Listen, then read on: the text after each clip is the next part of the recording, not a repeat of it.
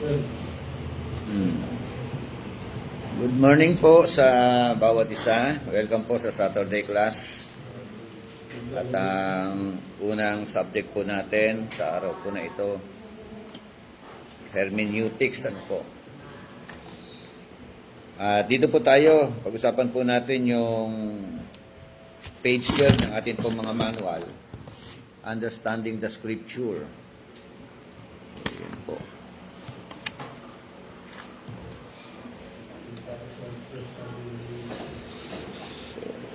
A 5-step approach to Bible interpretation. Papunta po. Ayan. Ano ba tayo? The Ten Commandments po ba? Tapos na?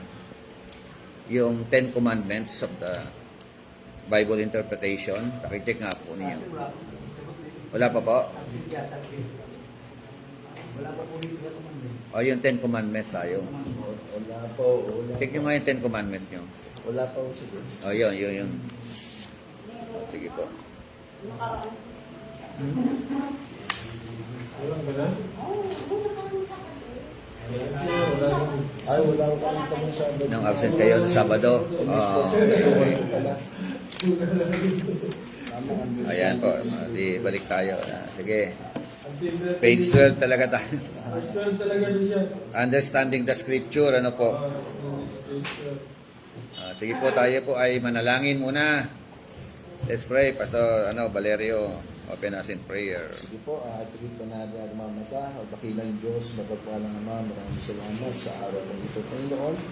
Lord, sa patuloy na pagkilos ng Santo dito, muli o Diyos, ignataas po namin ang pag-aaral namin, O Lord, sa pangunan namin ng Bishop, O Lord, si Bishop Jesus Roque, tunayin po, Panginoon, na pagkalooban niyo po siya, Panginoon, ng maraming karunungan upang Lord, may mahiyang na mag-inam sa amin, O Lord, ang maaaral na aming pag-aaralan. Tunayin po namin na puspusaan ng iyong Santong Espiritu sa bawat isa.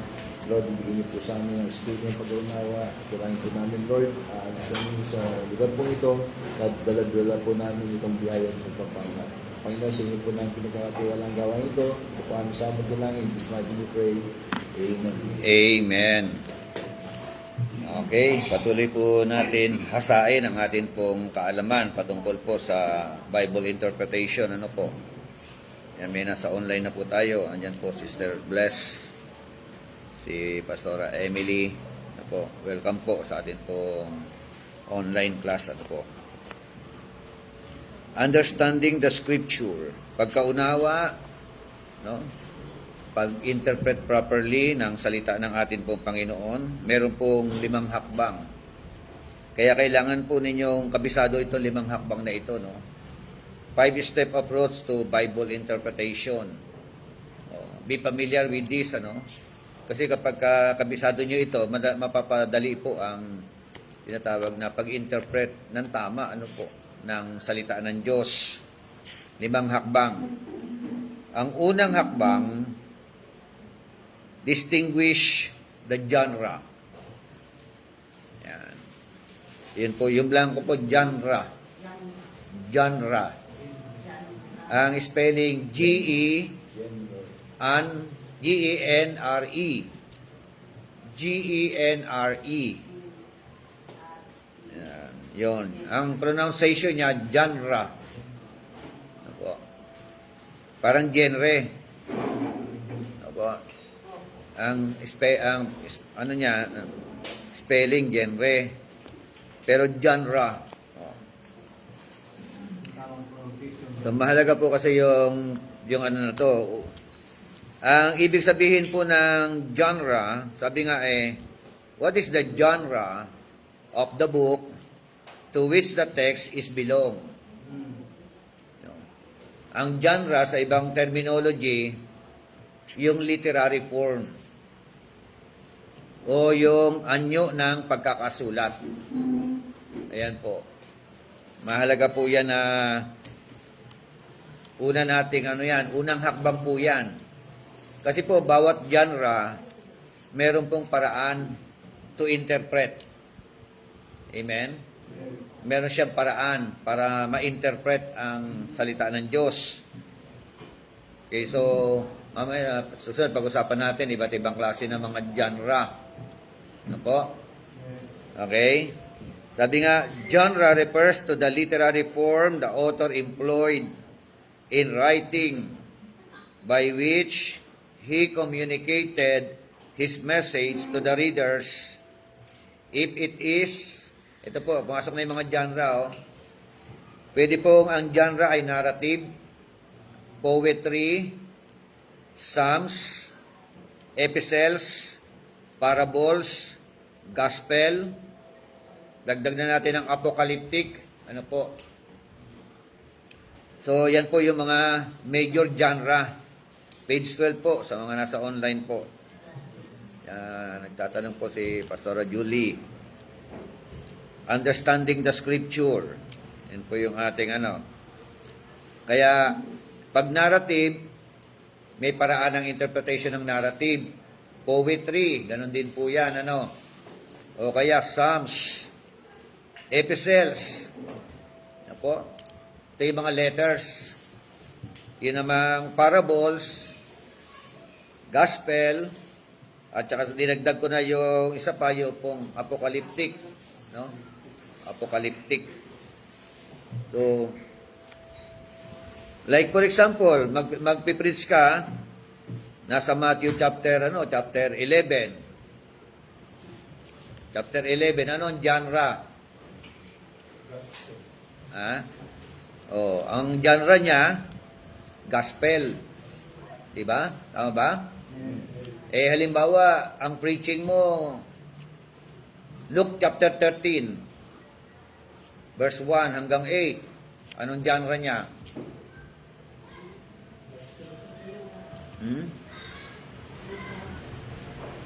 Anong genre? Gospel o parable?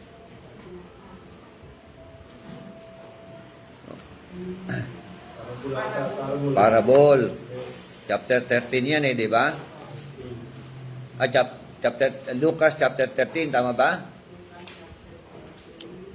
Ay yung yung Matthew 13.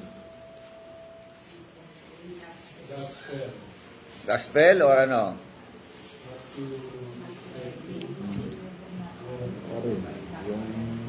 Halimbawa, 1 Thessalonians chapter 4. Verse 13 to 18.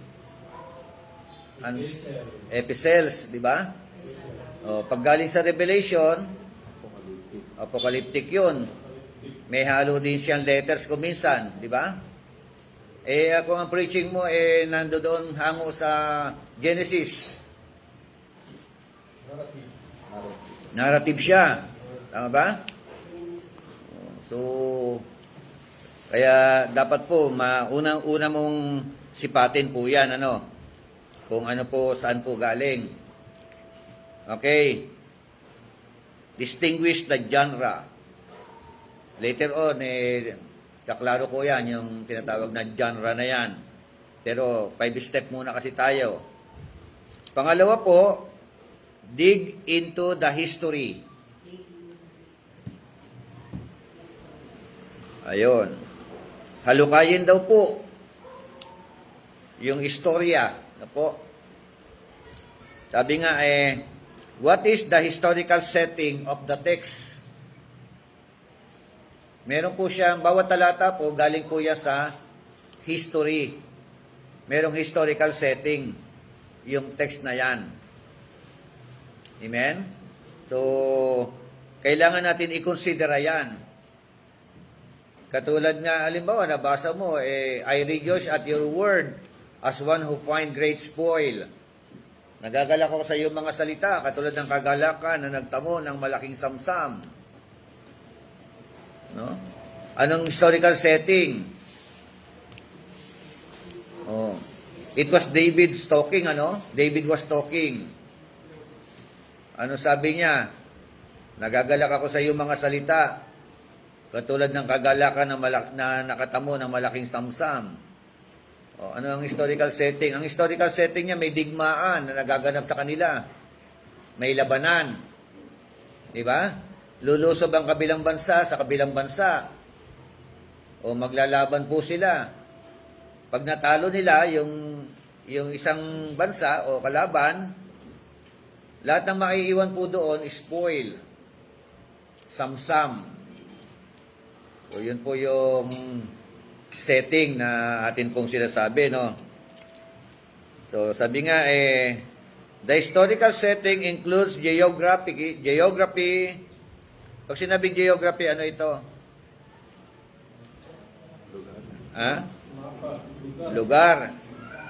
Lugar, no? Kung saan yung yung senaryo. Kasi pag narrative diyan kailangan mo rin i-consider kung saan nangyari, di po ba? Ano pa? Pwedeng isaalang-alang yung tinatawag na prevailing culture. Meron silang kultura na ginagawa o gesture nila. Like for example, yung kultura po ng Kinsma Redeemer. Alam niyo Kinsma Redeemer na kultura ng mga Israelita? Halimbawa, nag-asawa yung babae, tapos namatay yung asawa. Ang papalit, yung pinakamalapit na kamag-anak. No?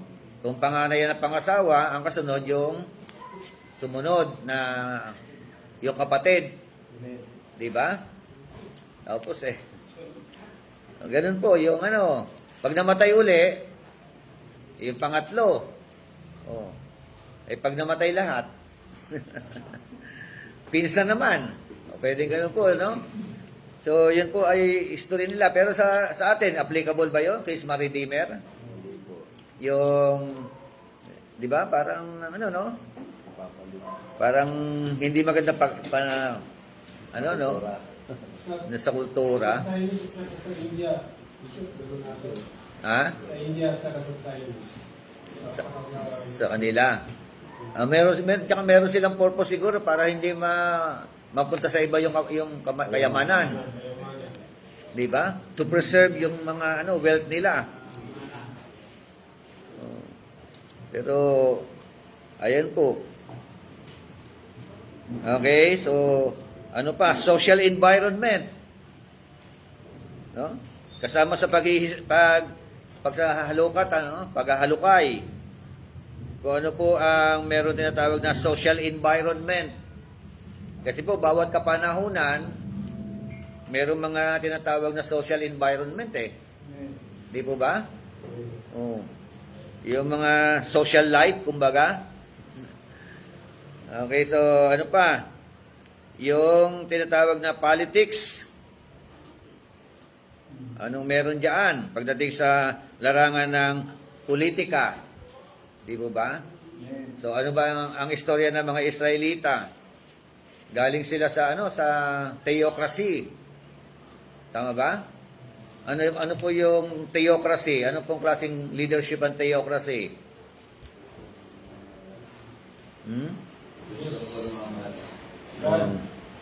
Ang Diyos ang siyang nagahari, di ba? May kinatawan lang siya, no? So, from theocracy, so ano sumunod na naging liderato nila? Humingi sila ng hari. Di ba? So, ano pa? Yung ekonomiya, parang source of income. Di ba? Oh. Ano ang source of income sa Israel during that time?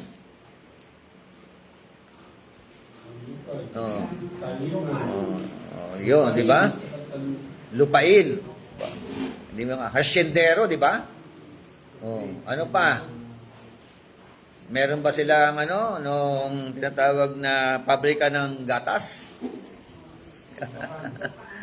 Di ba? Ano pa?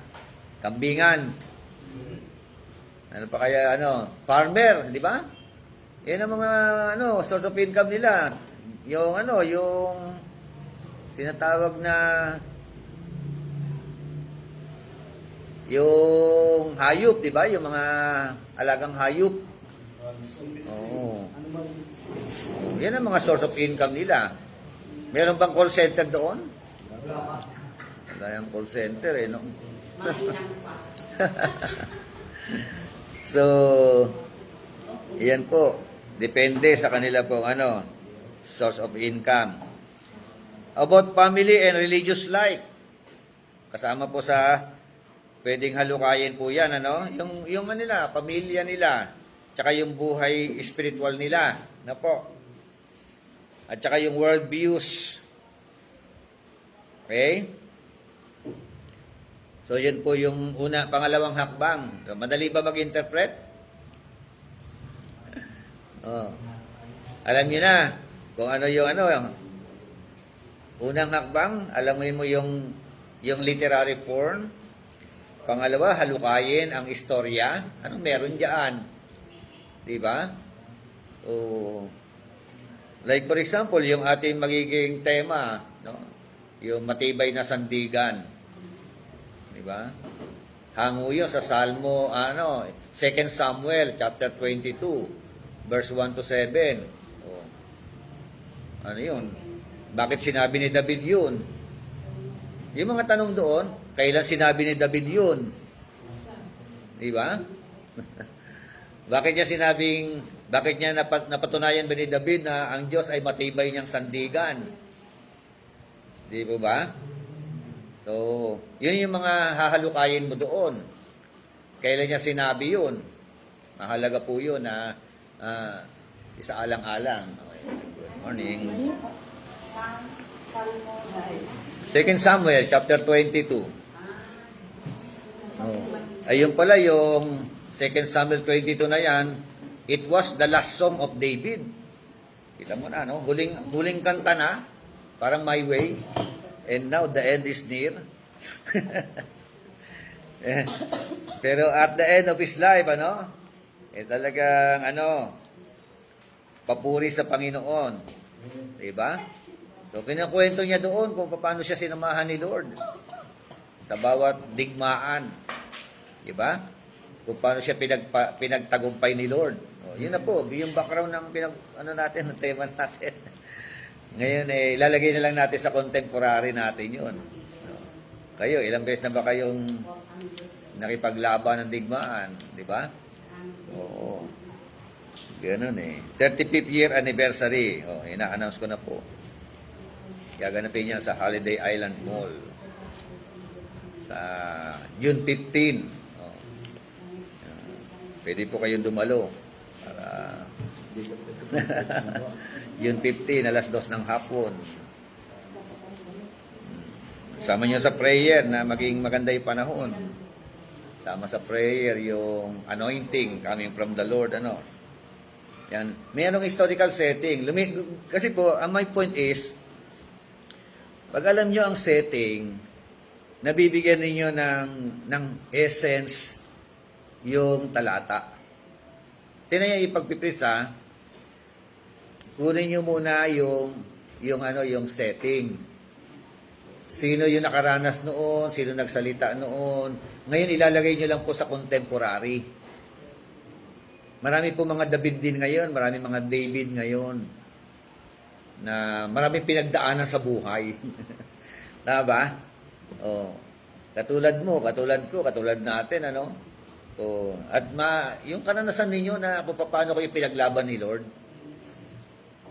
at pinagtagumpay ni Lord. Diba? Yun nga, mga trials Yung bang halos mamamatay ka na, nabuhay ka pa. Di ba? Yung iba sa atin, second life na, third life na, di ba? Yun, di ba? Second life na, third life na, yung iba. Yun po, yung pinapakita mo na yung background ng ating ganda nung na yun. Di ba? Ang problema kasi sa ibang mga Kristiyano, pag may problema, tsaka naman hindi nagsisimba. Diba? Instead na pag may problema ka, lalo kang kumapit kay Lord. Diba? Mapapatunayan mo na ang Diyos na pinaglilingkuran mo ay buhay. Yes. Yun nga Kaya, yun, yung karanasan ni David na yun. Mabigat ang karanasan ni David, ang dami niyang problema, sa totoo lang. Ang dami niyang pinagdaanan.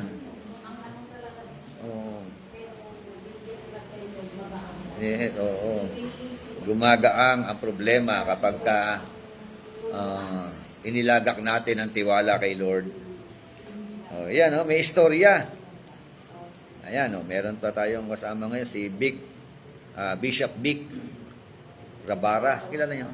Vic Rabara.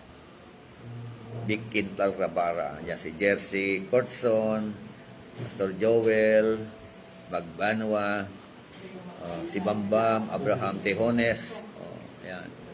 So, welcome po, no? Okay. Malinaw na po sa inyo, pangalawang hakbang, understanding the scripture. Una, distinguish the genre. Pangalawa, digging into the history.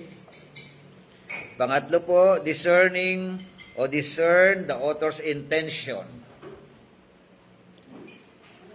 Meron pong intensyon ng author kung bakit sinulat ang talata. Kaya dapat mo pong matumbok yun, yung intensyon na yun ng author. Kasi kung minsan iba ang ating interpretation sa interpretation ng author. Hindi nagkakatugma. Di ba? Kung buhay lang ang author, re-review ka niyan, di ba? Di ba? Ang daming mga talata na mga pinasadahan natin noong nakaraan.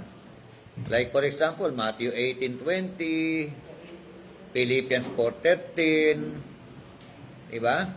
Philippians 4:19. So, gasgas na gasgas yung mga yung mga talata na yun, pero out of context pala. Di ba? Oh. Dami niyan So, magkano yan? Isa-isahin natin yan. Okay? Sabi nga, what is the author's intention of writing the book? Diba? Meron pong intention ng author kung bakit sinulat ang aklat. Amen? Tingnan nyo po ang pagsipat. Yung talata, huwag mong tatanggalin sa context. No? Kasi ang dami mga ibang pananampalataya, tanggalin ang isang talata, bibigyan ng kahulugan. Diba? O like for example, tinanggal ang 18:20 sa konteksto. Merong 18:15 hanggang bago mag-20. Nakakonect doon yun. Di po ba? Sabi ron, if 2 or 3 gather together in my name, you are in our midst. Di ba nababanggit? Sino na nagpipray ng ganon? Kung meron 2 o 3 na nagkakatipot sa aking pangalan, nandiyan ako sa inyong kalagitnaan. Kinukot ang 18:20 ng Matthew. Out of context po yun. Oo.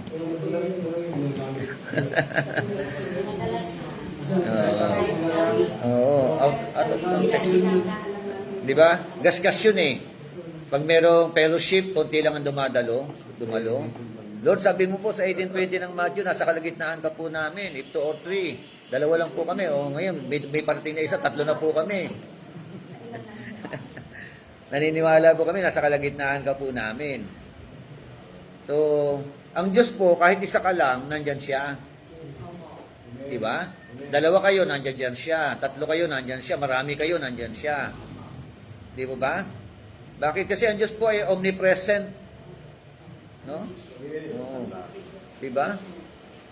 Sabi nga ng Bible the Lord inhabits in the praises of His people. Diba? Nandiyan siya. Pero yung quote ng 18:20 out of context. Iba po ang konteksto noon. Okay? Why did he say such particular statement? No? Bakit sinabi ng author itong particular na statement na ito? Like for example, sabi kay Timothy ni Pablo, anak, uminom ka ng konting alak. Oh. Kinot naman ng ibang mga manginginom. Si Pablo nga nag-a-advise siya na uminom ng konting alak Bakit sinabi 'yun? May problema nga sa sikmura. Di ba? Sinisikmura pag uminom ng konting alak, nawawala yung na sikmura. Di ba? Di ba? Prescriptive 'yun, di ba? Hindi para sa lahat 'yun. Minsan, yan. Dami mga ano eh. Another one, the author's intention is simply understood as what he wants his readers to know about God and His will for their particular situation. Ang intention daw po na ang author ay simple lang. Ano yung pinakasimple nito? Maunawaan. No? Kung ano ang gusto niyang ipahatid sa mga mambabasa. No? Tama? Patungkol sa Diyos at patungkol sa kanilang mga sarili. Di ba? So, yan po yung ano ng ano. At sa Bible po, meron pong ano eh, like for example, bakit sinulat ang Matthew? Di ba? Sino nagsulat? Bakit sinulat ang Luke? Di ba? Bakit sinulat ang John? Di ba? Bakit isinulat ang ano ang Mark? Ano pinoportray ng mga aklat na ito? No? Sa aklat po ng Matthew, paano pinapakilala si Christ? Kings. Ha? Bilang ano? King of the Jew, 'di ba? Bilang ano, no? At sinulat siya sa mga ang particular audience, mga Jew, 'di ba? Mga Hudyo, 'di ba? Ang Marcos, bakit isinulat? Ipinoportray si Christ bilang servant. Kaya kita mo ang Book of Mark, ang daming pacing, mabilis ang pacing ng mga ministry ng ating Panginoon Jesucristo. How about yung Book of John? Bakit sinulat? Ano pinapagpakilala? Christ was ano? Ano siya? Bilang Son of God. Anak ng Diyos. At ito ang audience niya rito, yung pangkalahatan. Di ba? Yung Lucas. Man of God. Son of ano? Son of man. Son of man. Di ba? Anak ng tao. Di ba? Merong mga intensyon. Like for example, may mga aklat din na mayroong tinatawag na hayag yung intention ng author. Tingnan niyo po ang John chapter 20. Verse 30 to 31. Ito na yung Bible ko. Wala akong Bible. Basa. Tagalog po. Marami pang mga himalang ginawa si Jesus na nasaksiyan ng mga alagad na hindi nakasulat sa aklat na ito. Ngunit ang mga nakasulat dito ay sinulat upang kayo sumampalataya na si Jesus ang Kristo, ang anak ng Diyos, at sa pagsampalatayang iyon ay magkaroon kayo ng buhay sa pamamagitan niya. Amen. So, ano po ang intention? Ano po yung particular intention ng book? What are the particular intention Sumampalataya of Apostle John? na si Jesus ang Kristo, Number 1, may 3 puntos na yan eh. anak ng For you to believe na si Jesus ay Kristo, that Jesus ang anak ng Diyos, is the Christ. Yan ang una, di ba? Son of God, Jesus is the Christ. Siya ang Mesiyas. Pangalawa, anak for you to believe that Jesus Christ is the Son of God. Dalawa na. Amen. Di ba? At pangatlo, ano yung pangatlo? Yun. And those who believe will have eternal life. Yes. In His name. Not in the name of Kibuloy. Di ba? Lumalakas sa sa Facebook, hindi ko pinapanood kasi Not in the name of any other religious leader, ha? Dinugtaw yan, ano? Nandaya raw ko. Oo. Walang ibang pangalan eh, di ba? Walang ibang pangalan na ibinigay sa silong ng langit na sukat ikaligtas ng tao. No other name. Kaya in His name no? May tatlong puntos na kagad, ano? Yung, ano na. Amen? Okay? So, kaya, pagka kayo naging, dito, sa hermeneutics, magiging maselan po kayo sa pag-interpret ng salita ng Diyos. Ayan, meron po tayong kasama sa online. Pastor Angel Jacinto. Thank you po for watching, ano po. Hindi ko na ipadala yung, yung request mo. Kasi, nung ma-text ko si Pastor Arnold, nasa na pala siya, nasa Batangas na. So, andyan pa po narito po, Pastor Angel Jacinto. Taga Buruanga. Ayan, dito po si Pastor Nards, ano po, mga estudyante po natin. Okay. So, to follow na lang po, Pastor Angel, ha? Okay, discerning the author's intention. At pang-apat, draw out the principle. Ayan. Ito. Maglalapat ka na ng mga principle. Sa paglalapat po ng principle, sasaalang-alang mo yung dalawang salita. Ano kaya yung dalawang salita na ito? Una, yung salitang, ano ba ito? Timeless or time-bound. No? Sabi nga, what is the timeless and theological significance of the text?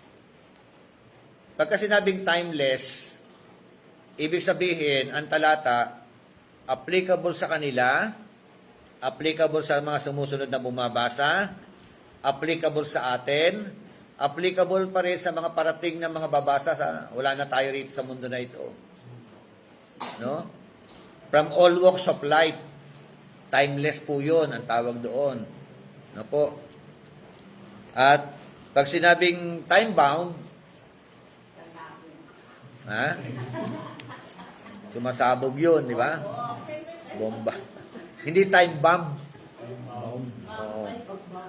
Di ba? Yung time bomb, merong timer yun.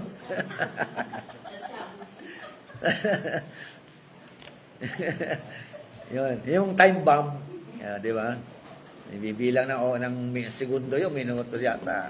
Tsaka sasabog na naman. Yung time bound, B-O-U-N-D. Ibig sabihin may boundary. Panahon lang nila. Kung sino lang po ang recipient. No? Hindi lahat na nasa Bible applicable sa ating kapanahunan. Tama po ba? Hindi lahat. Yung iba po yan, reference lang. Yung iba po yan, naglalahad lang ng kwento. No? Hindi lahat. Like for example, yung ceremonial law. Hindi na po sa atin ang ceremonial law. Di po ba? So, para sa mga Jew lang yun. O, halimbawa, pastor ka, i-required mo, o mga kapatid, sa linggo, magdala kayo ng kambing, no? Ng baka, di ba? Ng kalapate, yung medyo mahirap diyan, kalapate na lang, mayamay. O, di ba? O, yung iba pusad, o, daga, di ba?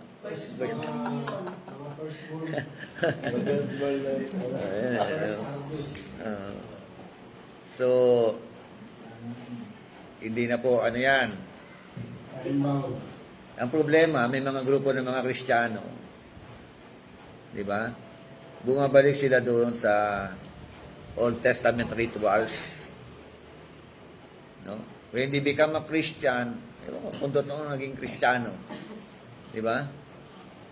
Yan ay kumbaga sa tapos na yun. Ang Panginoon Jesucristo po, once and for all, no? Hinandog niya yung kanyang sarili. No? Nabubo ang kanyang dugo, umagos yung kanyang dugo. Once and for all, 1 beses lang po yun. Enough na po yun. Hindi katulad sa Old Testament, Sister Emma, pakisaan yung pintuan. Naka-aircon tayo. Tumakas yung aircon. Ayan. So, hindi katulad sa Old Testament, yearly naghahandog sila sa mga kasalanan nila. Di ba? Tapos yung mga pare, yearly rin pumapasok sa dakong kabanal-banalan Pag hindi pa karapat dapat yung pare, no? May kalembang sa paayan, nagre-ritual sa loob, no? Alay-alay, handog-handog, usal-usal ng mga panalangin. Pag hindi na po tumunog yung kalembang, patay na yung pare. Nasa loob ng dakong kabanal-banalan. Hahatakin na lang po yun, may tali ang paa noon. Kasi walang po pwede pumasok doon. Oh. Diba? Kaya siguro kapag ikaw high priest, o mga high priest kayo, oh, sir, ikaw na sa ano ha? Ikaw na Wala pumasok. susunod. Hindi kayo nagtuturo adala, di ba? Wala pumasok siya. Di ba? Ano? Okay, kakabaka na, no? Ay, mag-aayos ka na, no? Kasi, pwede, pag natuwa si Lord sa'yo, buhay ka lalabas. Pagka hindi natuwa sa'yo si Lord, ay doon, mamamatay ka na doon. Mahahandusay ka na doon. Kita nyo, no? So, timeless. Salang-alang po ninyo yan, ha? Yun po bang halimbawa, nabasa ninyo, pag ang mata ninyo nagigisanhin ng kasalanan mo, dukitin mo. Oo, dukitin. Paano interpret yan? Kung ang kamay mo nagigisanhin ng kasalanan, putulin mo. Oh. Ano yan? Di ba? Oh. Kaya kailan? Kawawa yung politiko. Thank you. Putulin mo. Oh, okay. Eh, sabi ni pastor Sanhin ang pagkakasal. putulin di ba? Mas mainam na putol kaysa punta ka naman ng langit. Eh, dalawa nga kamay mo, impyerno ka naman. Oh. Mahirap dyan kung mata. Kaya, Sumiste yung kaya sa langit. Bulag ano pinuputol? yung kaharian. Ano pinuputol doon? Kamay o ano? Ang pinuputol doon, yung pagtigil ng paggawa ng kasalanan. Di ba? Tigil. Or else, baka ikaw ang siyang putulin ng lubusan, di ba? So, biblical principle is the binding truth of the text, freed from its historical and cultural expressions, and serves as the sole basis of application for contemporary setting. Sole basis of application, no? For contemporary setting. Yun niyo po, no? Pag sinabing contemporary, ano ibig sabihin nito sa Tagalog? Contemporary.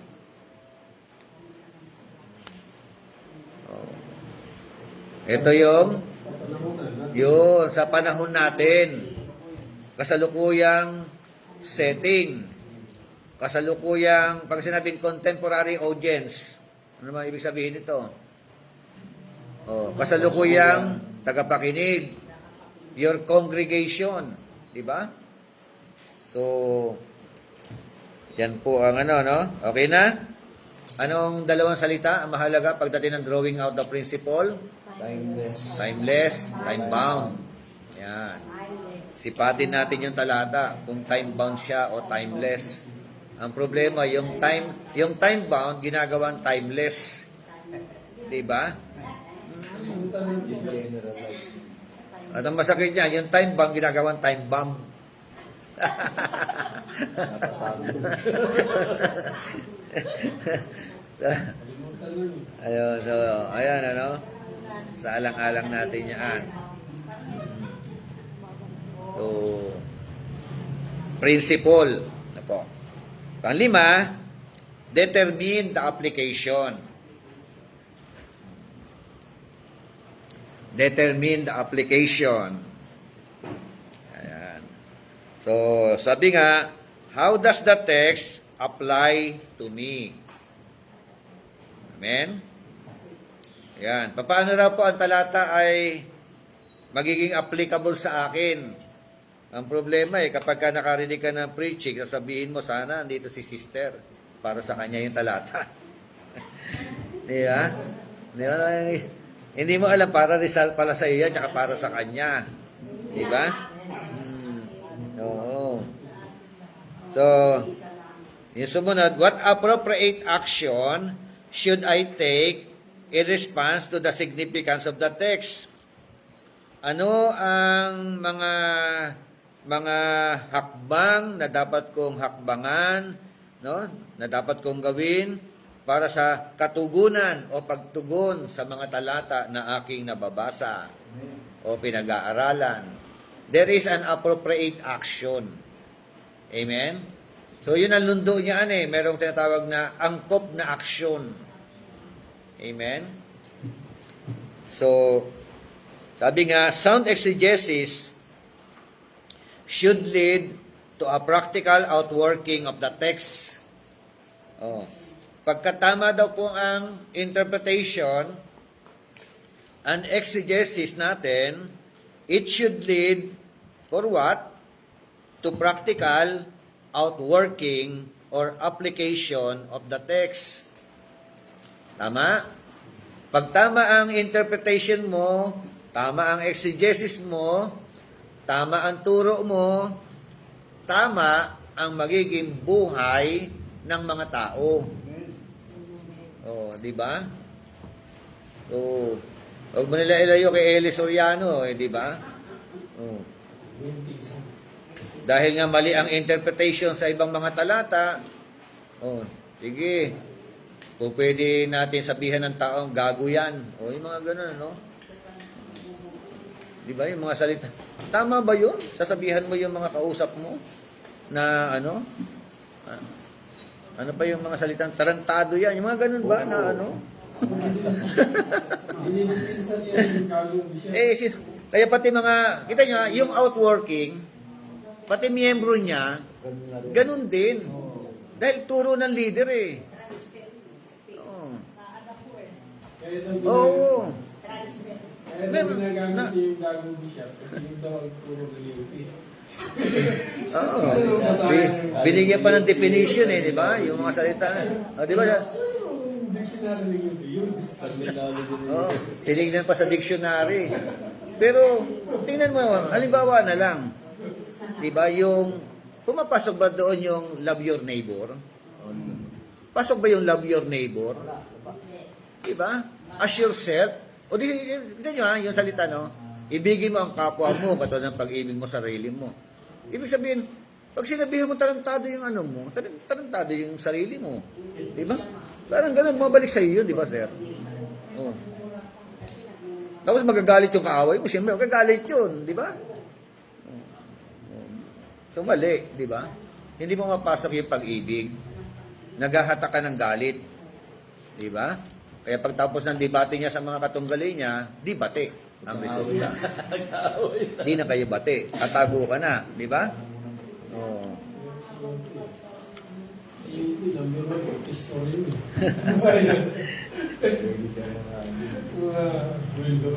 Yes. Huwag niya ipipilit yung ganung klase mga turo niya na ano, hindi pumapasok sa ikalawang utos eh. Di ba? No, love your neighbor as yourself. Di ba? Okay, so the personal application of the text as proof of one's obedience to God must be our ultimate goal. Amen? So, basa nga po, Santiago 1:22 hanggang 25.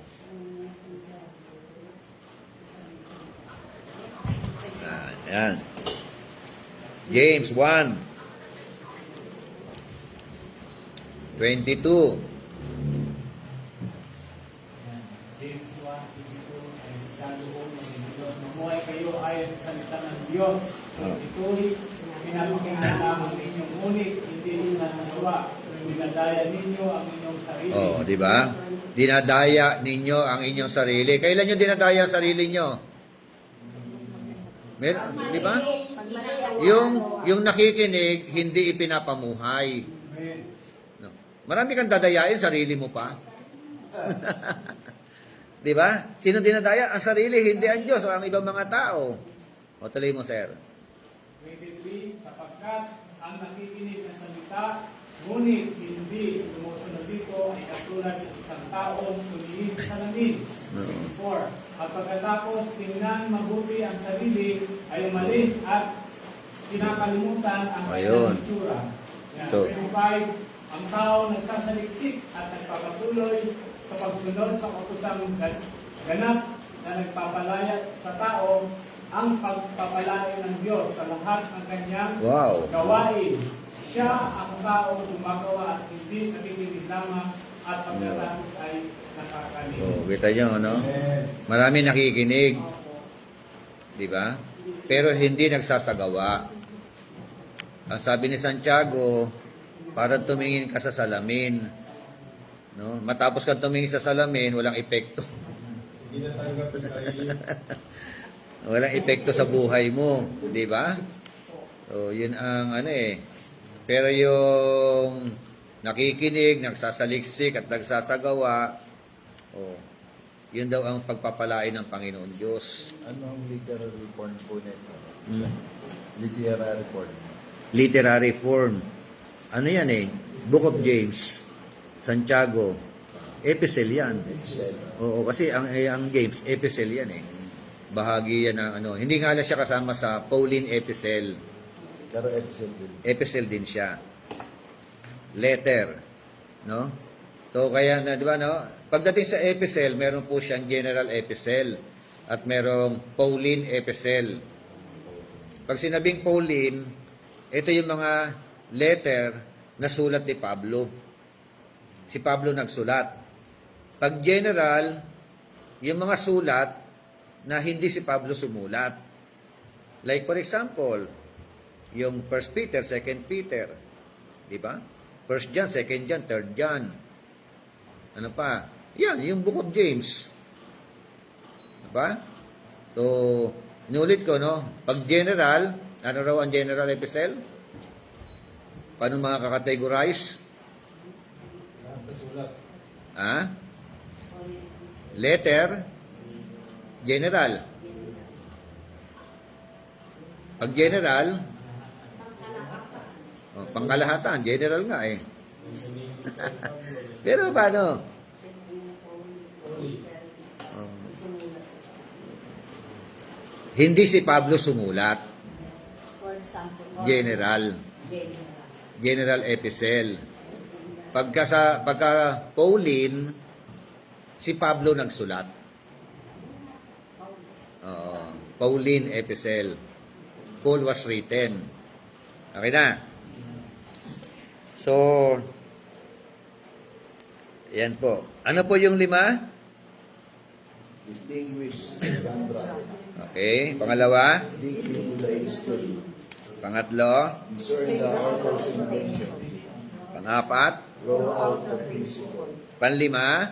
Determine. Okay. So, tayo po kayo one by one. I-recite ninyo. Without notes. Sister Flor, kaya mo ah? Tayo ka, Sister Flor? Una? Okay. Okay.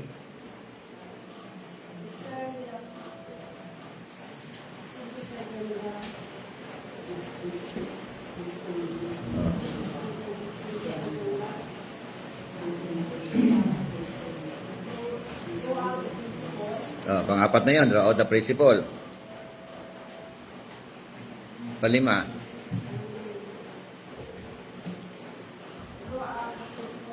Pang-apat yun.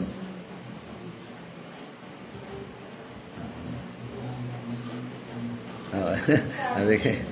Sige, recite nyo yan ha, kabisaduhin ninyo. Diba? Hindi kayo makakapasa sa hermeneutic kung hindi nyo kabisado.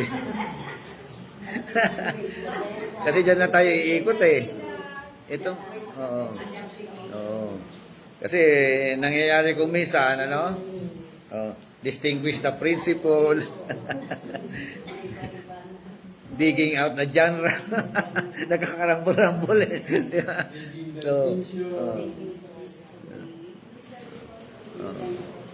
So,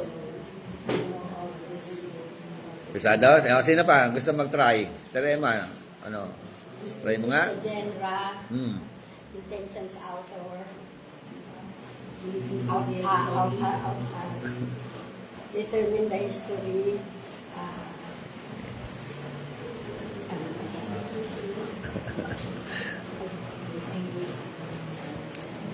Author's intention, giving out the history, Okay. determine the parang detail the author's intention. Madali, ano? Determination the principle. Ah. Determine the principle. Kaya, di ba na, nagkakarambol-rambol, ano? Nagiging discerning. Discerning daan.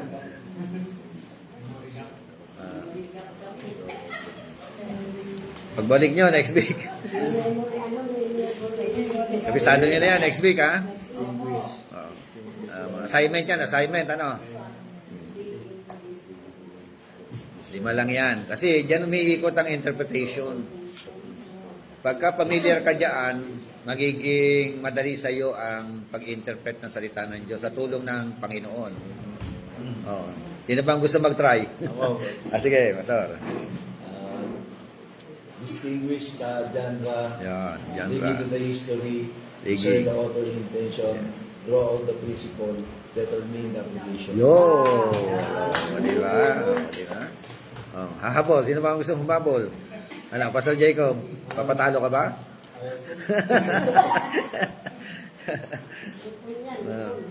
Sige, bawi next week, ha? Yan, 5 lang yan. Okay. Next tayo, next page tayo. Isa-isayin natin siyang tatalakayin, ano? Para lalo maging klaro yung 5-step na ito, di ba? Magiging clear talaga sa atin ito. Okay, unang-una pag-uusapan natin, yung first step, distinguish the genre. Ayan. Ayan po, no? Definition, sabi nga, genre refers to the literary form the biblical author employed in writing by which he communicated his message to the readers. Oh, sino gusto mag-Tagalog niyan? Ano ibig sabihin itong definition niya? Genre, G-E-N-R-E. Genre. Ano raw ito? Literary form, the biblical author employed in writing the which he communicated his message to the readers. Okay, ano? Mensahe sa mga Okay sa... magbabasa. Sige, sir. Jennifer, tayo ka. Para ano? Try mo. Genre, basahin po muna. Genre refers to the literary form the biblical author employed, the writing by which he communicated his message to the readers.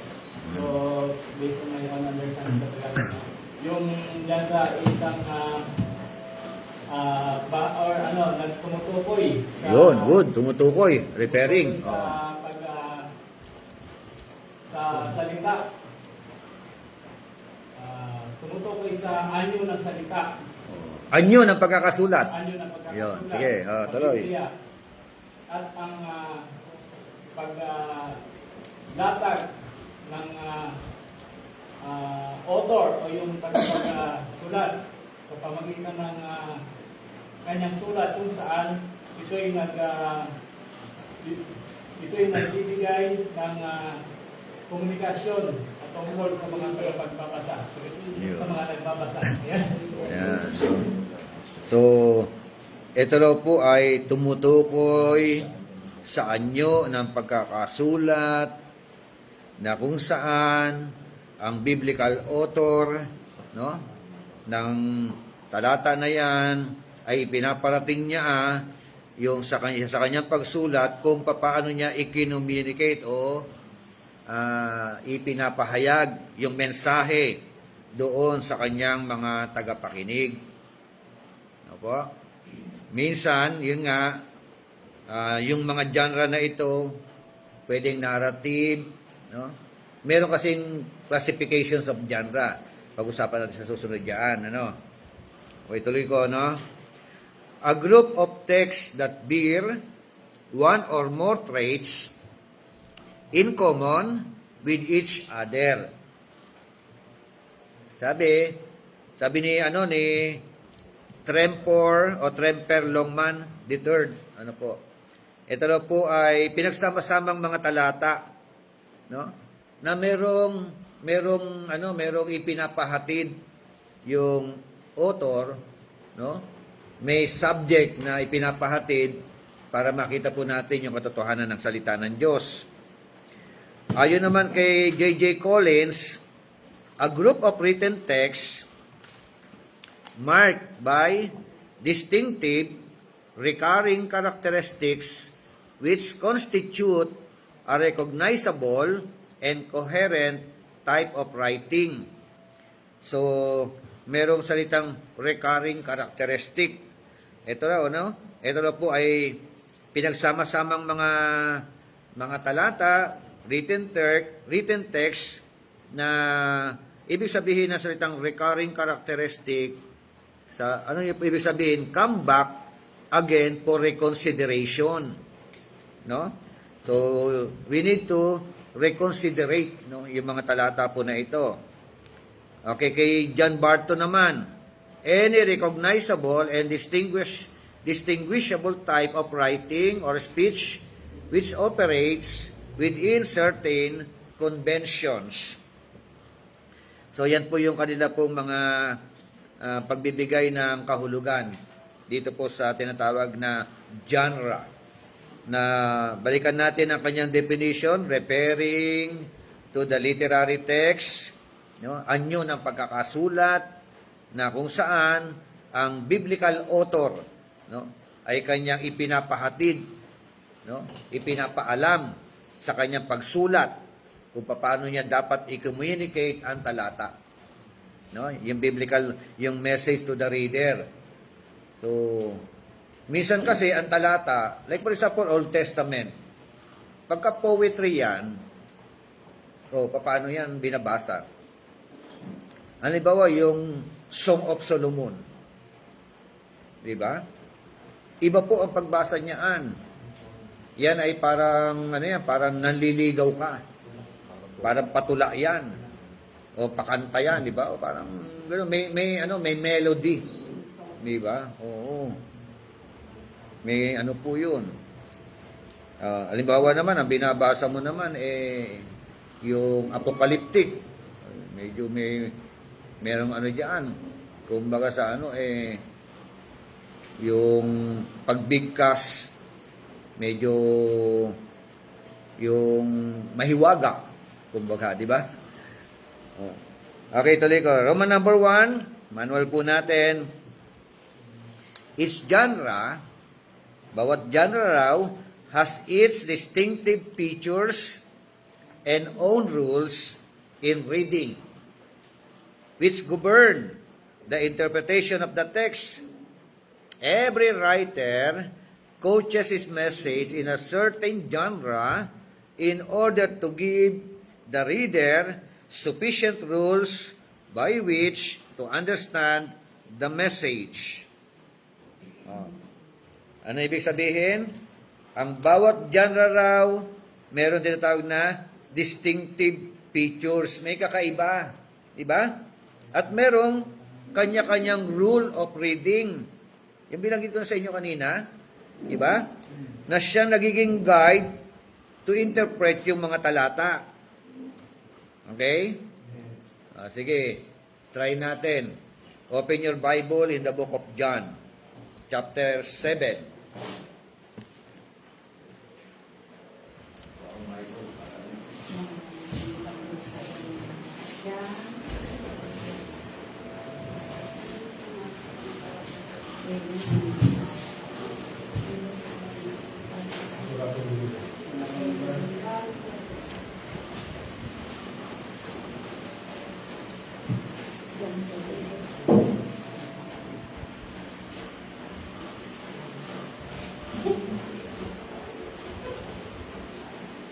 Kahapon dito doon sa namin, nag-exam kami ganun na yun, memorize Parang quiz ba? Ay, wala nang isang nung nakaraan. Ito, para matandaan. Tingnan tayo nyo, John chapter 7. Para tingnan natin, ha? Ito, Tagalog, para magandang basahin.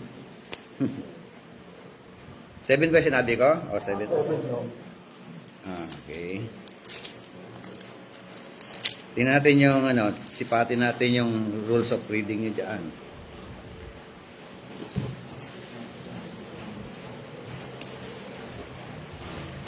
From verse 1 hanggang verse 9. Sino ba yung gusto mag-try? Yan, 7, 1 to 9.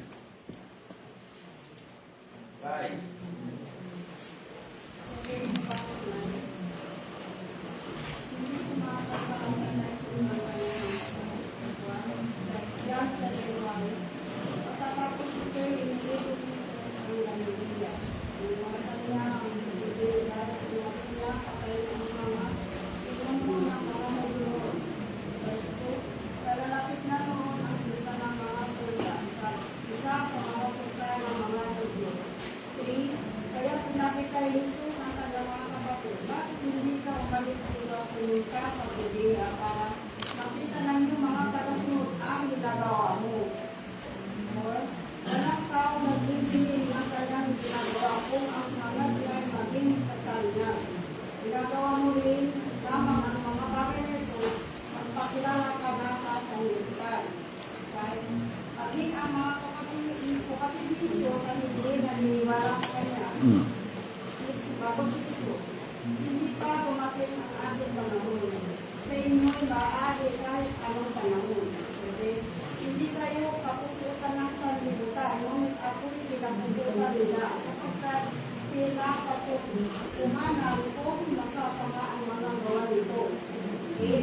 Kayo na lamang ang pumunta sa pista, hindi ako pumunta.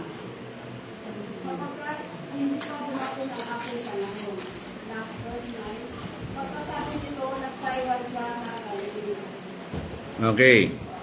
So, ano yung napansin ninyo sa form of reading na ginawang pagbasa ni Sister Flor? Okay na ba yon? Hindi po. Ha? Hindi po. Okay. Kasi may ano siya. O, tingnan nyo, no? Unang talata, sabi ito, sa verse 1, sabi diyan, pagkatapos nito'y nilibot ni Jesus ang Galilea. Iniwasan niya ang Judea dahil nais siyang patayin ng mga pinuno ng mga Hudyo roon. Nalalapit na noon ang pista ng mga tolda, isa sa mga pista ng kanyang mga Hudyo. Kaya't sinabi kay Jesus ng kanyang mga alagad, bakit hindi ka umalis dito at pumunta sa Judea para makita ng iyong mga tagasunod ang ginawa mo o ang ginagawa mo?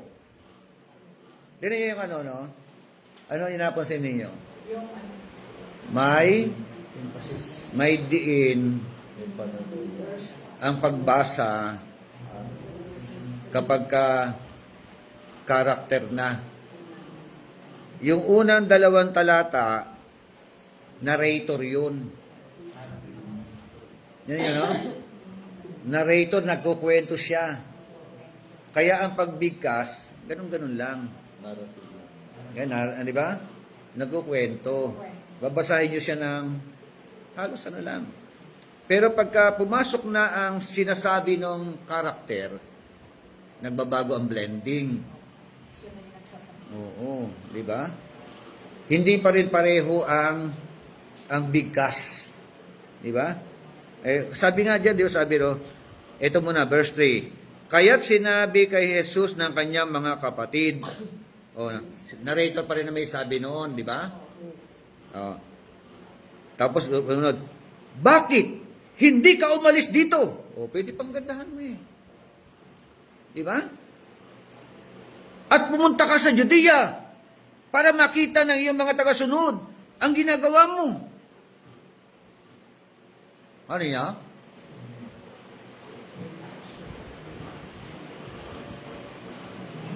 Merong yun. Nabubuhay pati yung Yeah?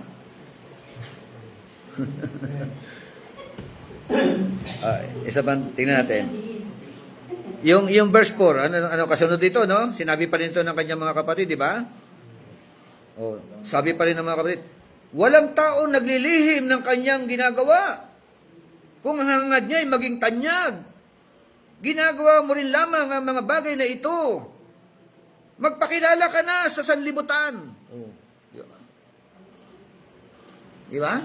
Oh. Tapos sa verse 5, narrator.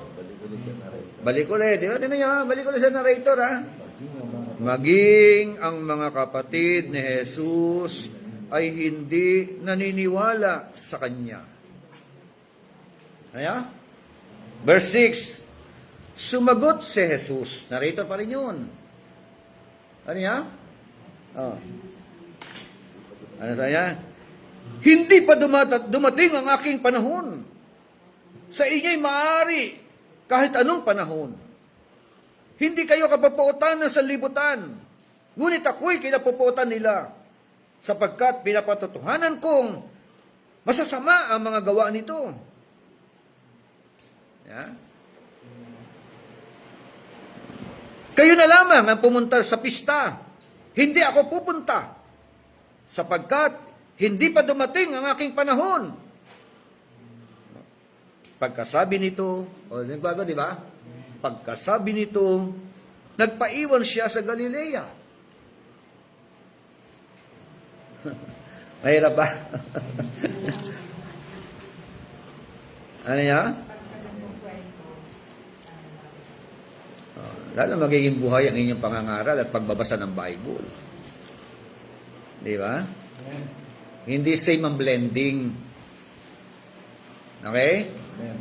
Isa pang talata. Try natin sa ano ba ito? Luke 17,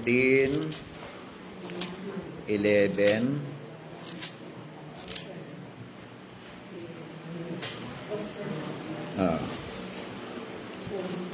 Hanggang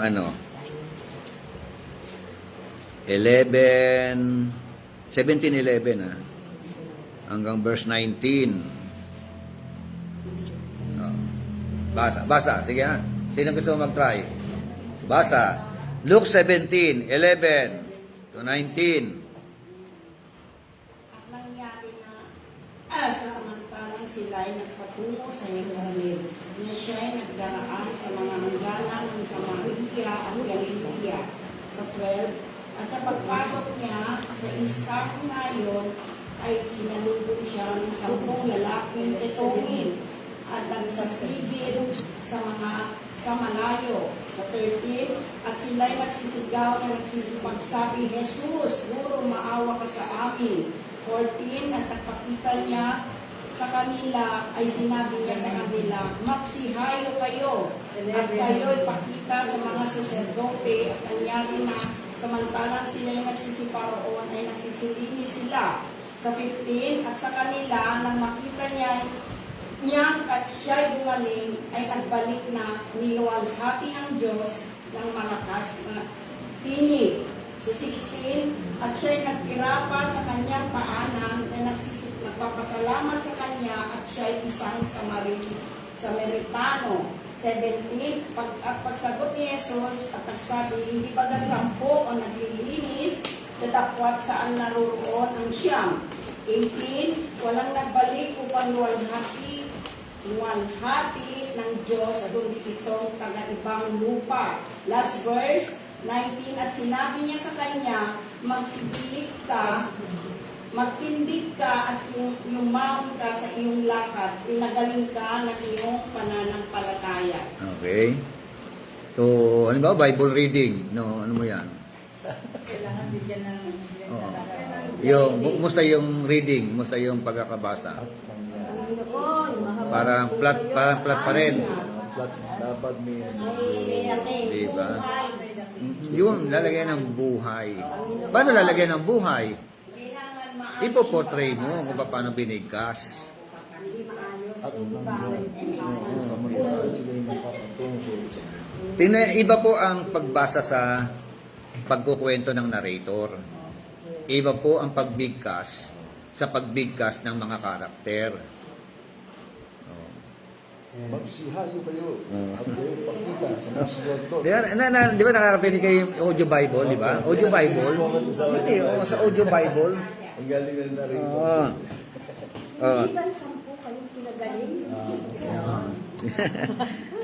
Ito muna, narrator muna from verse 11 hanggang 13a Sa paglalakbay ni Jesus, papuntang Jerusalem, nagdaan siya sa hangganan ng Samaria at Galilea.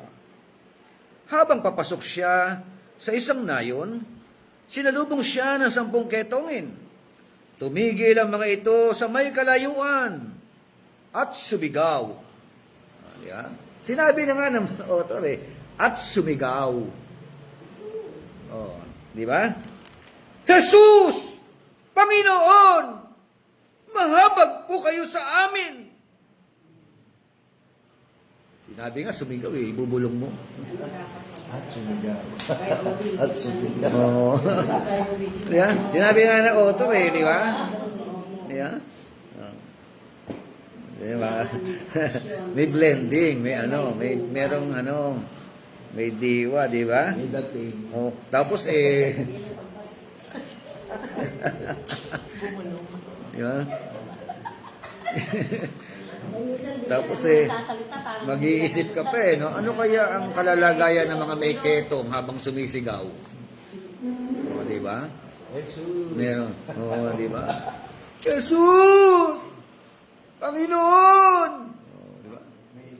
Maawa po kayo sa amin! O, lalo pang... Yeah. talagang ramdam ko Yes, oo. Kailangan sa reading dyan, ganun. di ba 10 parang Yun, pumunta yung bishop The art of preaching kasi inaano ko ngayon, pinapasok ko yung art of preaching. Di kasi ba? sa amin kasi yung sa King James naka-red na po yung mga Oo, yung red letter, para yung character yun. Oh, lalo na sinabi ni Character yun. Christ. Saan ka? Mm. Lalabas para ang boses o hindi. Di ba? dati tinitingnan din po yung Hindi, bishop mababa nga ang boses ko lalo na kung Kung mga mga- Pastor Nards ang malaki boses ni Pastor Nards no? Sila Pastor Rene, for example, yung mga estudyante natin. Meron din ito sa kaugnayan sa sabi ko sa ng preposition, kaya mapapansin po natin sa Kung anong ginagamit niya. kung ano pong ginagamit question mark. Pantanda mo mga Oo. Doon po natin madadala yung Yes, gumamit ka ng familiar na translation sa'yo. Yes, di ba? kaya mas mahina mo binasa nyo na para pag Kaya pagka kayo preacher, dapat familiar kayo sa talata. Sa i-preach ninyo. lalo na po bishop na yung inaalihan ng demonyo Oo, di ba? dapat sisigaw Oo. Jesus Ito yun pati yung audience mo, buhay na makikinig sa'yo. No? Magkakaroon sila ng... Oh, yun, maganda yung si Pastor. Dapat may test tayong ganyan. Bishop. Oh, sige. yun Di ba isa-isa yan? Ito na nga, yun nga. Yung pinabasa ko kayo. Sa verse 14, yung unang pangungusap, narrator pa rin. Sabi ng narrator, pagkakita sa kanila, ay sinabi ni Jesus. O, di ba? Ganun pa rin, narrator pa rin yun. Lumakad na kayo at magpatingin sa mga pari. O, di ba? Iba yung sinabi ni Christ, Iba sinabi ng narrator. Iba yung diin. At tapos narrator na naman. Habang sila'y naglalakad, silang lahat ay gumaling at luminis. Nang mapuna ng isa na siya'y magaling na, nagbalik siyang sumisigaw ng pagpupuri sa Diyos. At nagpatira pa siya sa paanan ni Jesus. At nagpasalamat ang taong ito'y isang Samaritano. Verse 17, kanina pangungusap. Narito. Tapos si Lord. Yeah. So, ang sabi ni Lord, hindi ba't 10 ang pinagaling? Tanong ni Jesus, nasaan ang 9? Ha? Wala bang nagbalik upang magpuri sa Diyos, kundi ang dayuhang ito? May diinan di ba? Sinabi ni Jesus sa kanya, tumayo ka at umuwi. Pinagaling ka ng iyong pananampalataya. Okay, so may may own rules of reading. Amen. Yung mga Ayan. Bishop intonation. Oo, may mga voice intonation talaga. Bible reading pa lang pag may dating. God. Nila to. Oh, di ba? Lalo na kung ang iyong yung Luke 16:19 to 31 kay Lazarus at saka yung mayaman na nasa impyerno. Ay nasa, di ba? Nasa hadis ng pagdurusa. Alam mo, di ba? Amang Abraham, maawa po kayo sa akin. Baka po pwede pong papuntahin ninyo si Lazarus. Isausaw ang kanyang daliri sa tubig. Di ba? Yung ipuportrahin mo yung nararamdaman. Alangan mo, masaya pa siya doon. Sinusunog na nga siya, di ba? Okay. Malinaw na? Amen. Oh, yan. Kaya mga Bible school student na kayo, Yung magbabasa ninyo ng Bible. Di ba Bible reading, di ba? Bible reading. Gandahan na ninyo. Bible reading. Yan. Oh.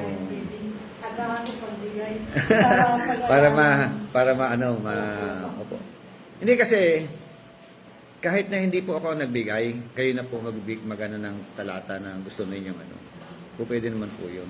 Biblical yan, Bible naman yan Kasi kapag inulit ko pa yung talata na ipipreach ko, babasahin ninyo. Babasahin ko uli madodoble lang. Kaya kung minsan nagbibigay talaga ako ng ibang Pagka kayo na ito mag-Bible reading, na kayo, mag-prepare na kayo ng talata.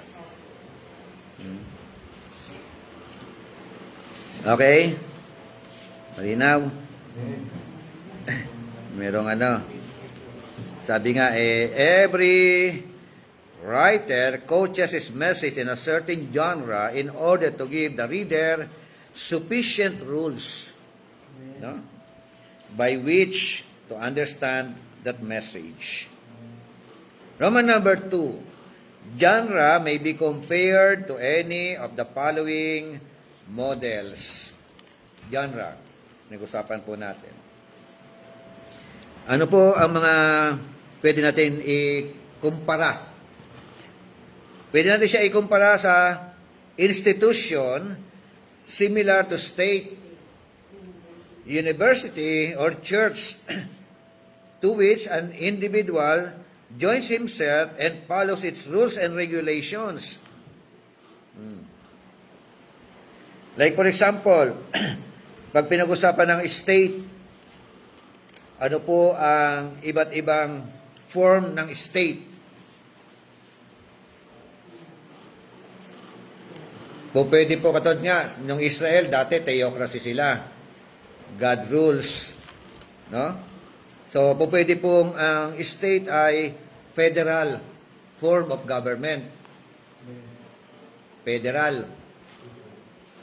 Pwedeng democratic. Ang bansa natin Pilipinas, itong state natin? Democratic. No? Nagplano sa panahon ni Duterte yung federal. Pero hindi makapasa-pasa yun, yung parliamentary form of government. Diba? Anong genre ng gobyerno ninyo? Parang, pag tinanong, anong genre ng gobyerno ninyo? Democratic po. Diba? Pag nasa North Korea ka, anong genre ng government ninyo? Communist. Di ba? Oh. Ano niya? Oh. Pwede po siyang university. Ang bawat university may genre ang school. Di ba? Meron pong eskwelahan ng ng College of Education. No? Ano-anong school ang mga College of Education, UCC, di ba? Education yan, maraming nagiging teacher diyan. Oh. Kung ikaw gusto mong maging engineer, saan ka pupunta? Mapua. Oh. Pagka UST, ano yan? Yung mga nag-aaral ng Medicine. nursing, doktor, di ba? Ay kung Fatima, mga nursing yan, di ba? Oh. Eh. Best link. Police. Di ba? Di ba? Hindi sila Bishop, hindi lang, hindi na, sila. So, kita nyo pati mga school, may mga genre. Amen.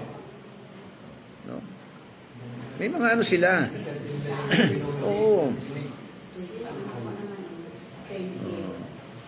Ay kung gusto mong maging seaman,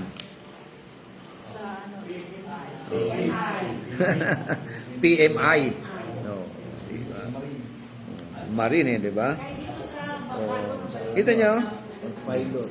Ay yung church, pagdating sa genre ng church. Alam niyo ba genre ng church ninyo? Di ba? Oh.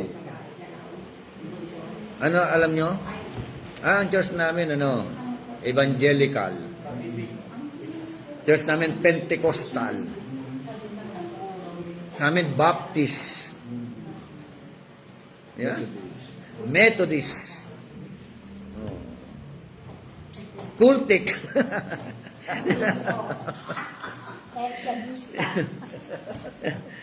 So, ito nyo, kahit sa church, meron ganun,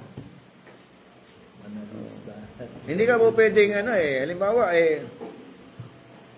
ang form of worship mo, masaya. Magtatagal ka ba doon sa solemn? Di ba? Ay joy to the world ka. Silent night. Magtatagal sa silent night. Di ba? Kaya no? Yan ang mga pinag-usapan. Pag-usapan natin halimbawa yung yung concert. May genre ang concert. Diba? Pag sinabi, attend tayo ng concert, ang tanong mo kaagad, anong genre? Diba? Rock and roll. Rock and roll yan. Diba? Jazz band. Ayun, diba? Jazz. Okay, diba? Christian. Ayun, diba? Christian concert. Diba? Kasi pagka rock and roll yan, tiyak yan, may hit-hitan ng damo dyan, ng marijuana dyan, di ba? May shabu pa dyan, Ano ba at sama ka na sama. Di ba? Atin tayo ng party. Atin tayo ng party. Anong genre ng party? Di ba? Halloween yan. Birthday party ba yan? Di ba? Children. Debut ba yan? Children's party ba yan? Di ba? May mga genre. Kung yung mga institusyon na yan ay may mga genre, ang Bible may genre. Amen. Hindi nagpapahuli. Amen? Meron siyang literary form. No? At bawat merong own rules of reading. No? Pinabalikan ko yun, So, another one, a legal contract wherein the author sets up an agreement with the readers concerning how the text should be read. Oh, di ba? So, yan po ay napakalaking bagay niyan, ano? Concerning how the text should be read. Amen? Okay? Oh, sumunod. A code with the author as the encoder and the reader as the decoder. O, paano ito? A code. Ano yung code na tinutukoy? Ang code, yung written word of God na. Ito na yung code. Nakala niya? Sino nag-encode? The author. Di ba? Siya yung nag-encode. Sino yung decoder? Ha? Reader. Yung reader. Sino yung reader? Ako. Tayo. Tayo na. Di ba? May code, referring to the Word of God, ang nag-encode, yung author, Bible author. Ngayon po, tayo mga bumabasa, ang nagde-decode. Amen? Kaya, ang hamon sa atin ng mga bumabasa, pag dinecode natin ito, siguraduhin natin kung ano ang intensyon ng author. Yun ang ating magiging interpretation. Eh, minsan mali ang pagkakadecode. Di ba? Mali ang interpretation ng reader. Di ba? Yun ang hamon sa atin. Nakuha ninyo? Clear ba? O, ang ibig sabihin ng code, systematic statement of the law. Yan ang ibig sabihin, systematic statement of the law. Or a system of words. Doon na. Yun na yung Bible, ano? A system of words. Yung encoder, someone who convey the information from one system to another. Mabalikan nyo na lang. Panoorin nyo lang ulit para masulat ninyo. Ulitin ko. Someone who convey the information from one system to another. Yun ang encoder. Sino yun? Si author. Huh? At yung decoder, one that decodes from one form to another. Yun ang hamon sa atin. Sa mga decoder. No? Clear? Amen. Okay? Importance, yung kahalagahan.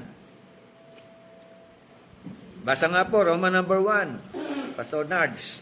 Nandiyan ka? Number one, importance number one, genre, identification, triggers, expectation on the part of the reader by prompting a reading strategy and rolling out false expectations and standards of judgment of the text. Genre classification represents an entry to the meaning of the text. Okay. Sige, yun na lang po muna, no? So, yun naman yung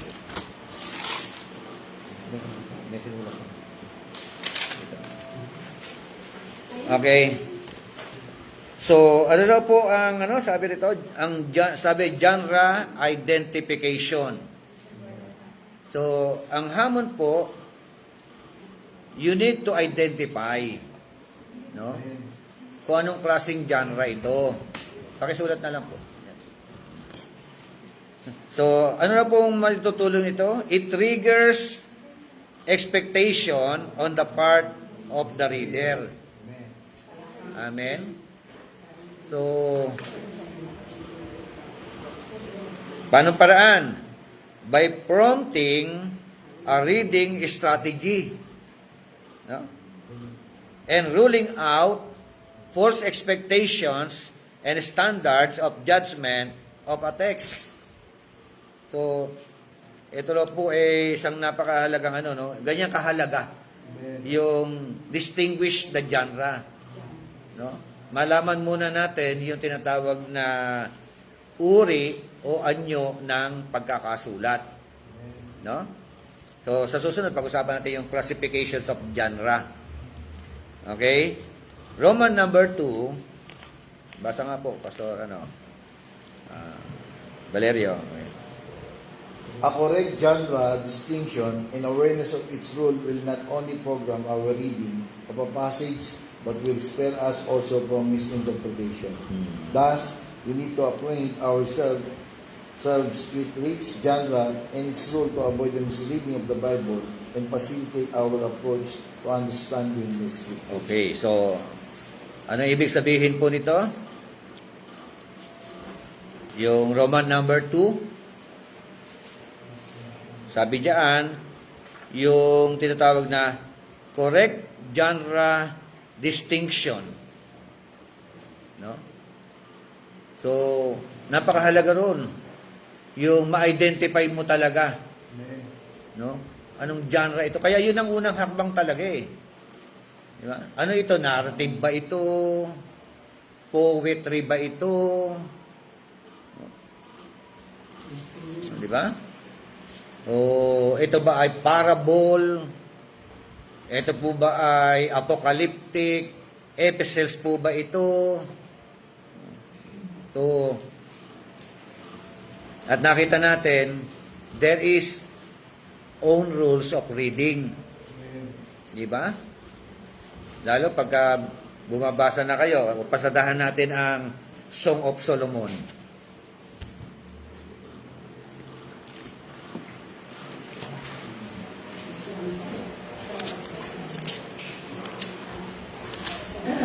Awit ni Solomon.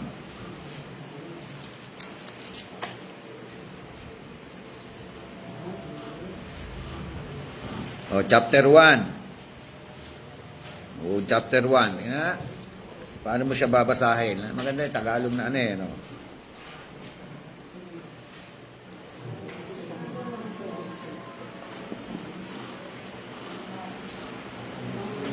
Bahala ng tao. Chapter 1. How? Paano? Ito, ang Hanggang 17. awit ni Solomon. Pinakamagandang awit ni Solomon. Ang ganda, no? Babae.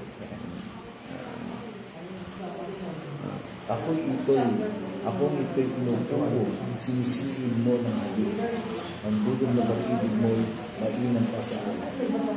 Ang taglay mong halimuya, isang tuwal. Simba mo ng panghalang Diyos. Chapter 1 po. Verse 1 hanggang 17. Kasubukan na. No. Ito. Ito na, sabi doon, no?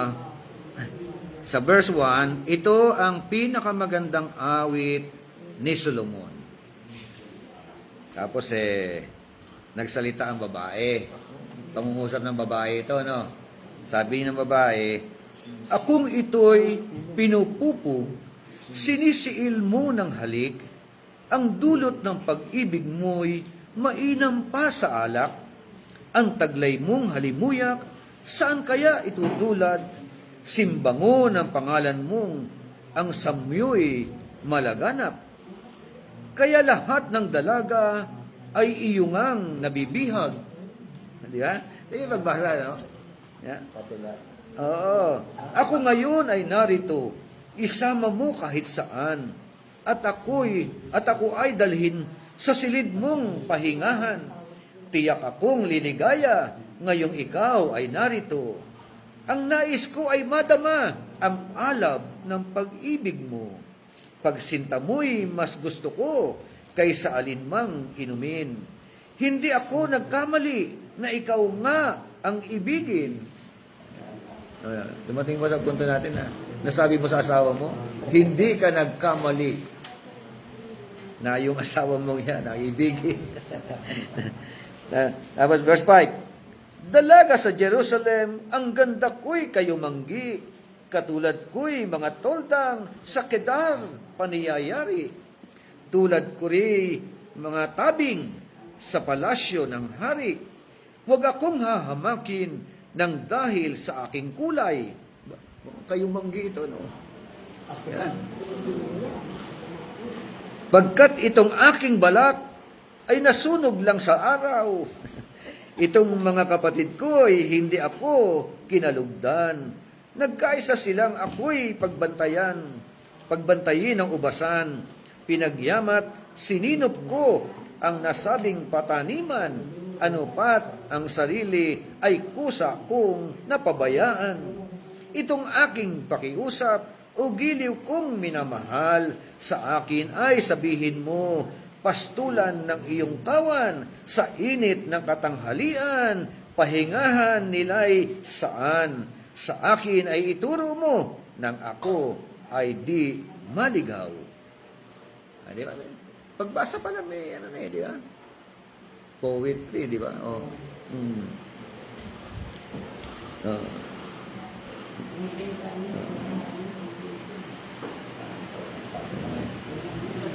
Sabi na nyo, chapter 2, sabi ng chapter 2, no? Verse 2, katulad mo'y isang lirio sa gitna ng kasukalan, namumukod ka sa lahat, bukod tangi aking hirang. Iba yung pagbigay, iba po yung pagbigkas niyaan. Song of Solomon nga yan, di ba? Pwedeng patula. Gusto nyo, kantahin nyo. Ano yan, nagagawan po ng, ng lyrics.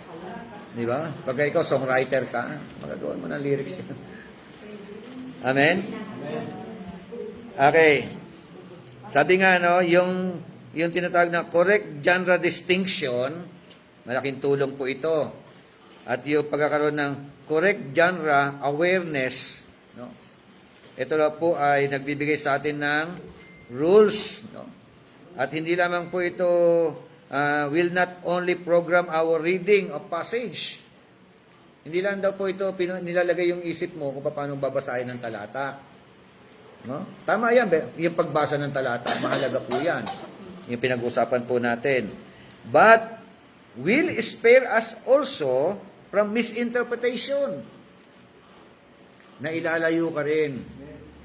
Saan? Sa wrong interpretation o maling interpretasyon. Diba sabi nga natin correct interpretation brings relief to the mind as well as prick or prod to the heart. Paano kung wrong interpretation?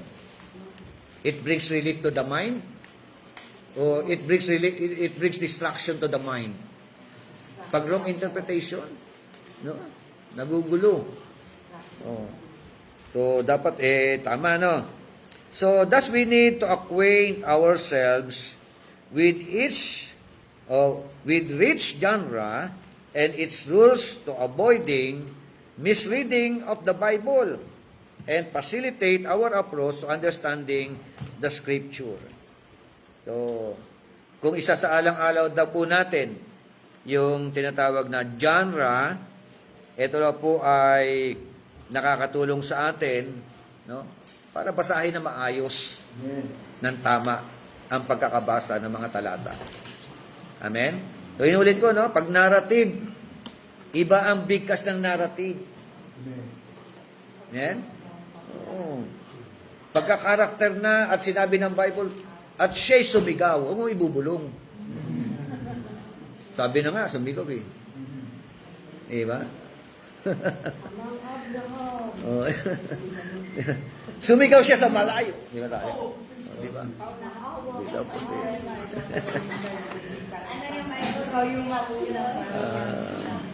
okay. Meron kayong question, reaction? Klaro na? Okay. So, hanggang dyan na lang muna tayo. Hopefully, dalawang bagay pinag-usapan natin.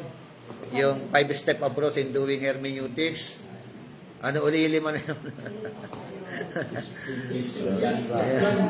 Yun. Sige. So yeah, the principle determine that it is Yeah. Ayun. Tapos natalakay na natin ha, wala na kayong question about genre. 'Di ba? Yung literary form na 'yan, ano, yung anyo ng pagkakasulat. Okay, so that's all. Thank you po for your time. Pag-usapan po natin sa susunod na Sabado, classifications of genre. No, ayan na, pumasok na yung ano, 7 yan 7 yung common. Okay. Pray tayo. Pastor Lope, close us in prayer. Yes, Lord, kaya ang Panginoon sa Panginoon at muli, papasalamat ang Panginoon kami sa pag-aaral ng Lord, salamat sa Panginoon sa mga karunungan na pinagawin sa bawat. Salamat Panginoon sa mga tagong karunungan ng God. Salamat Panginoon sa bawat sa buhay na pinagkakaluto ng Panginoon sa sakripisyo at pinagkaluto ng Lord. Salamat Panginoon sa karunungan sa awal sa mga isa nagpagto. Salamat sa kanyang buhay Panginoon. Maraming ito sa karunungan na nagbuwa sa iyo pagpilitan ng Espanya. Ayun, kaya ang kalakasan Panginoon na katawan ko po. Salamat Panginoon sa bawat isa sa samantalang pag-iwan Lord. Bigisan ng protection pa rin kung paano nakatunan kasi Panginoon sa lugar nito doon tayo pag-isaan tahanan Lord. Kaya Lord, salamat Panginoon sa gusto sinata sa ating dalangin kasi tayong paraling Ama anak na Holy Spirit at ang ating sabi na Amen. Ayan. Thank you po for your time sa mga nasa online. Pastor Edgar Cortez, thank you po for your time. Pastor Vic Baros. Pastor Jersey Cortson. God bless po. Ayan, si Ma'am Alma Camonte, Teodoro Gatioan, Noemi, Edmer Dimaano, ayan, Vic Rabara. God bless po, Pastor Joel. See you on Saturday po sa subject na hermeneutics.